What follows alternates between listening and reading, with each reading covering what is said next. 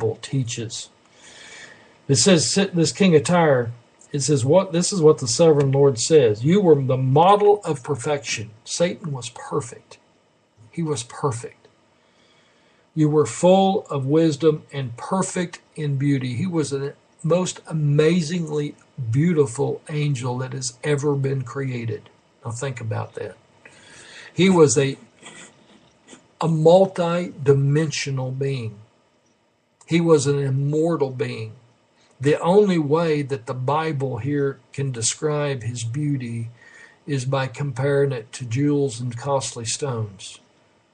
People, he gave off light that we probably cannot describe or cannot see. In the Bible, a place in the Bible says, that there's going to be things that we're going to see things and hear things that we haven't heard before.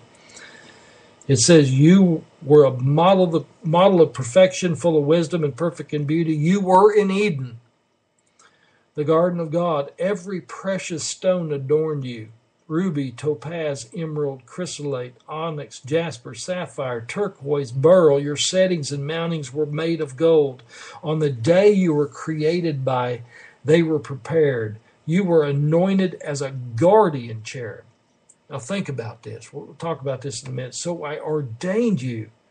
He was probably, now think about this, Satan, we talked about these cherub angels, these crazy looking beasts and beings that are encircle the throne, that have all these wild descriptions that we talked here in Revelation when we looked into the throne in chapter 4. Satan might have been over God's throne. He might have been the one that ruled over God's throne, that was like the commander over his throne or something like that. Think about that at one time. You were anointed as a guardian cherub. So I ordained you. You were on the holy mount of God. You walked among the fiery stones. You were blameless in your ways from the day you were created till wickedness was found in you through your widespread trade. You were filled with violence and you sinned, so I drove you in disgrace from the mount of God, and I expelled you, O guardian cherub, from among the fiery stones. Your heart became pride, on account of your beauty. Why did you become prideful? Because of the way you looked. And you corrupted your wisdom because of your splendor, so I threw you to the earth. I made a spectacle of you before kings. Wow. Think about that. Very beautiful angel, probably one of the most beautiful angels that's ever been created. Precious stones are used to describe this multi-dimensional, immortal being and may have been clothed in light. Verse 13 says something about, and I'm not reading out of the King James here. You were in Eden, the garden of every precious stone adorned you, ruby, topaz, emerald, chrysolite, onyx, and jasper, sapphire, turquoise, and beryl. Your settings and mountings were made of gold. On the day you were created, they were prepared. You were anointed as a guardian cherub. And I think the King James makes a statement about workmanship of thy tabrets and thy pipes. Satan is a very musically gifted being. Kind of interesting, the direction that our music has gone today. Satan probably definitely has a great influence over that.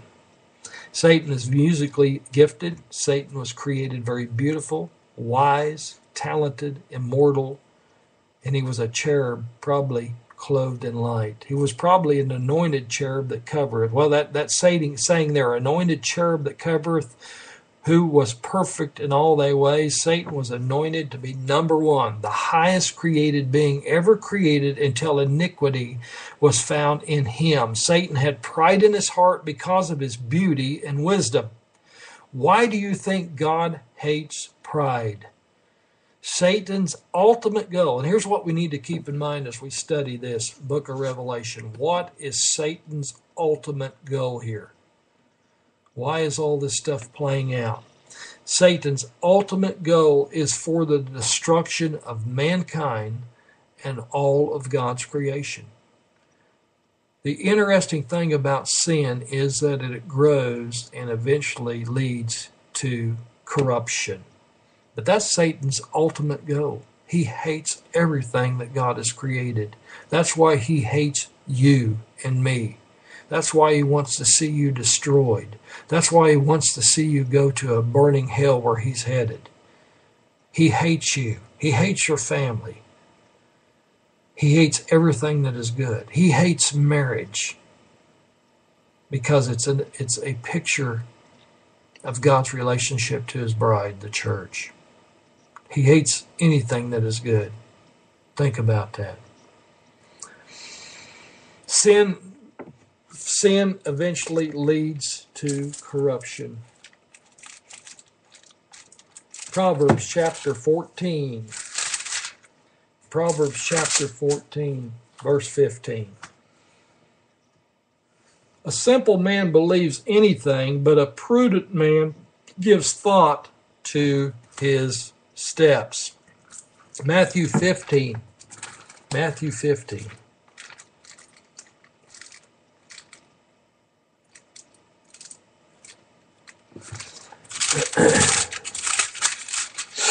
Matthew 15:19.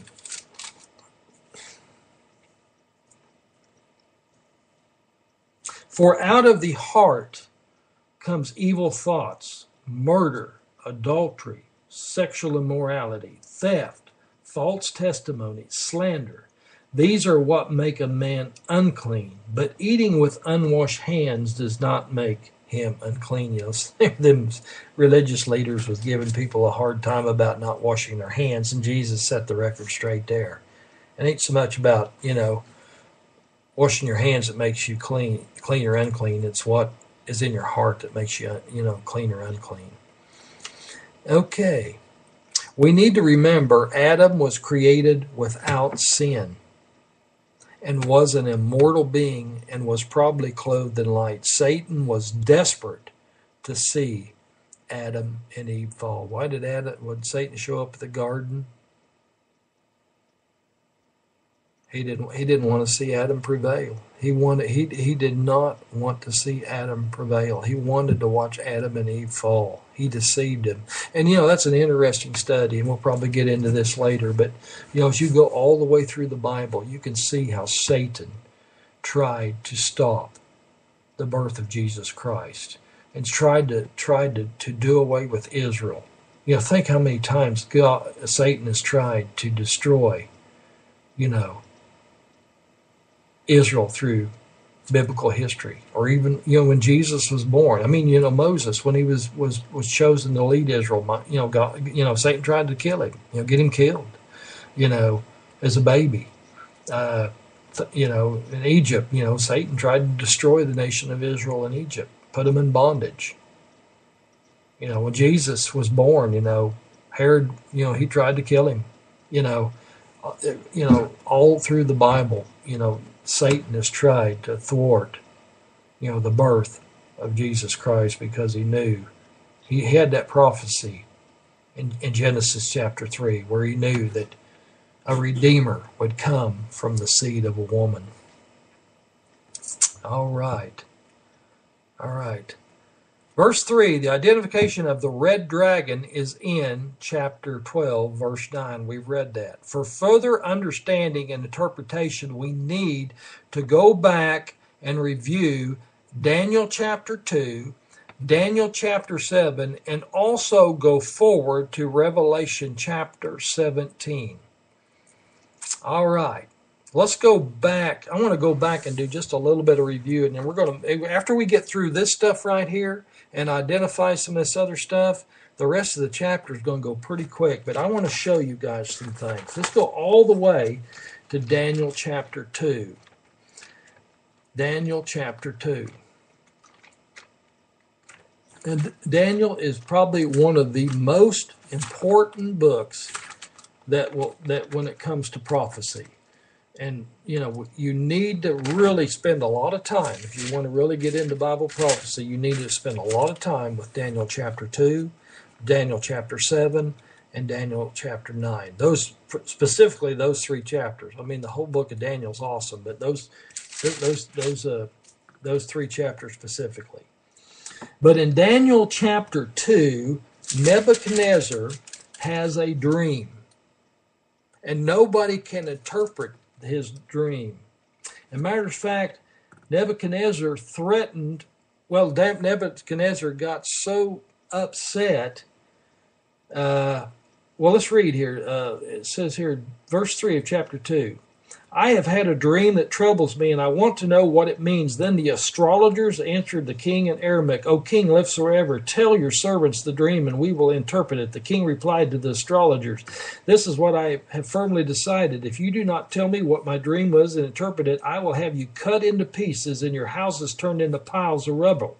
Didn't put the pressure on him any, did he?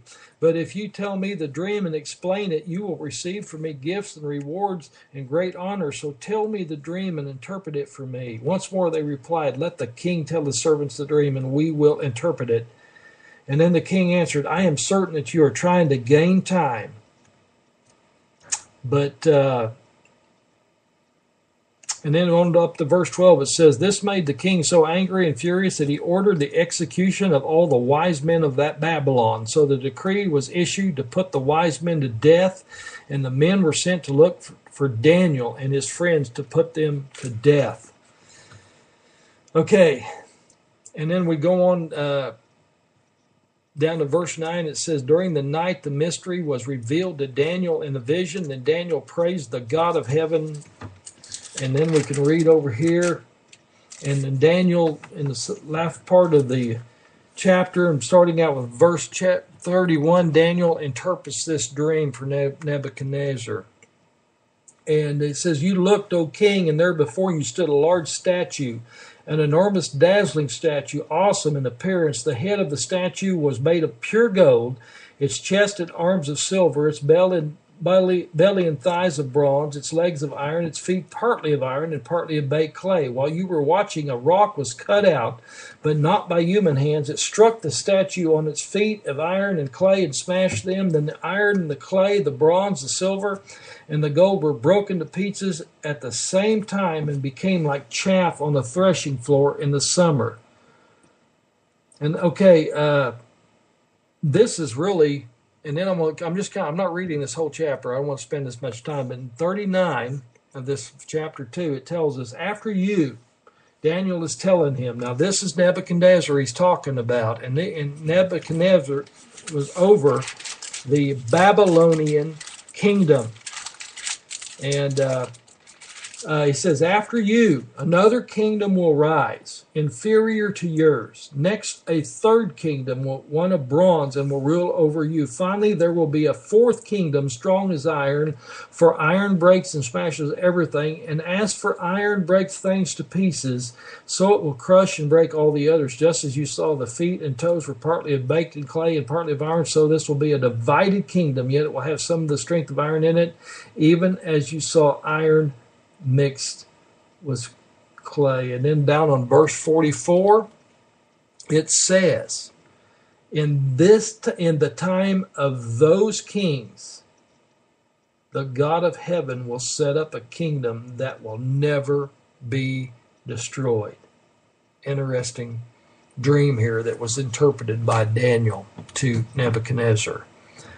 And he basically what he's saying here in a nutshell, and this is something, a very bedstone type deal that we need to understand for Bible prophecy.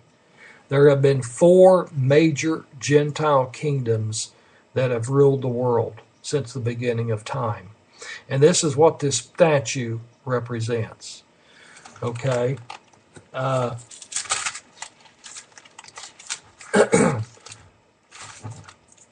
Nebuchadnezzar was the kingdom that reigned at that time, and it was a great kingdom. It was a head of gold. And this reigned from about 626 BC to 539 BC, and this was the Babylon Empire. The next kingdom that he saw, which was represented by the chest and arms of silver of the statue, was the Medo-Persian Empire. And this empire lasted from about 539 BC to 330 BC. Next on down to the statue was the belly and thighs of bronze, and this represented the Greek Empire, and it was from 330 BC to 63 BC.